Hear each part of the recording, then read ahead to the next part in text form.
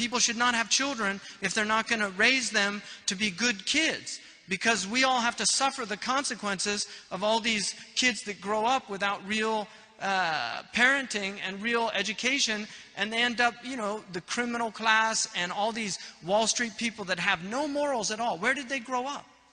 Who was teaching them?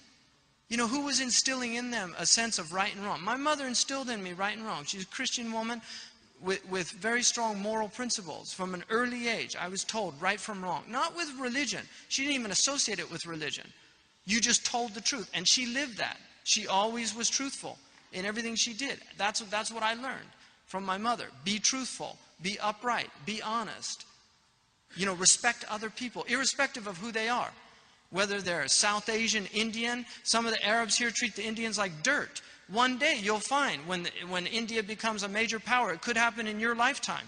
You'll be down there after all the oil's gone and there's nothing here. Some of the Emiratis, you might be down there trying to get a job in an Indian corporation, and some of those guys are going to remember how their father was treated when he was working here.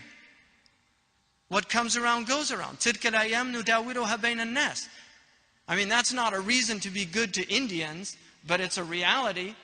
So even from a pragmatic perspective, it might be a good idea just to treat people a little better than you're treating them. Filipinos here, some of them are treated like dirt. Some of the maids here are treated like they're subhuman. These are human beings. They had mothers and fathers. You know, they have emotional. I mean, I asked a maid in a house I was staying in a neighboring country. I won't say which one. I just asked her how she was doing, and she started crying. Literally started crying. You know, there's things going on. God knows what's going on. But Yawm al-Qiyamah, it's a big day. أَلَا يَظُنُّ أُولَٰئِكَ أَنَّهُمْ مَبْعُوثُونَ لِيَوْمٍ عَظِيمٍ. People don't think they're going to أَيَحْسَبُ الْإِنسَانُ أَنْ يُتْرَكَ سُدًى. People think they're just going to be left without any judgment. It's not true. Let me tell you something. There's a bomb, all right, in America.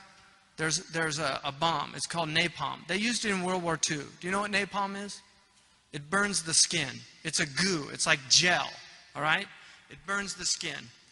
They used it against the Germans in World War II when they bombed, aerial bombing of Dresden and Hamburg and these things. In Vietnam, they were using napalm. What the Viet Cong would do is in the village, they would make a big water basin. And so if the napalm hit them, people would get hit by napalm and they would run and go in and submerge themselves, and it would stop the effects of the napalm so their skin wouldn't burn. So you know what they did in the United States? They developed napalm that was waterproof. All right? We have people like that. They're sick people. They don't think about the moral implications of what they're doing. So the same is true. Greed, you know, the Arabs say, الطمع يذهب العقل.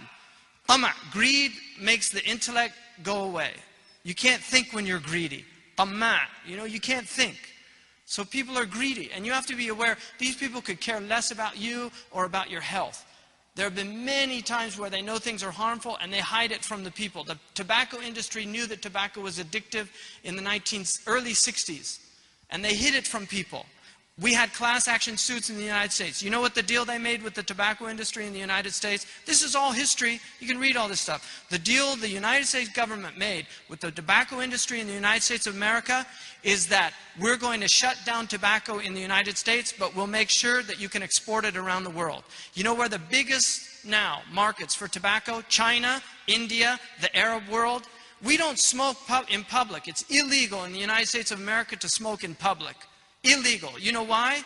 لا ضرر ولا ضرار. Because secondary smoke is more harmful than primary smoke, so you're actually hurting other people. When I go into these Arab hotels here that are largely owned by Western companies, that in their own countries, they don't let them smoke. But here, they're all smoking, puffing away, without any concern about anybody else. You know what Thailand, when Thailand tried to outlaw tobacco, do you know what America said? It would take away its favored nation status. Because this is just Machiavellian politics. They don't care about people. They care about profits and money. They care about their own people to a certain degree. They don't care about other people. They could care less if you guys all die of cancer. As long as they make a lot of money from selling Marlboro.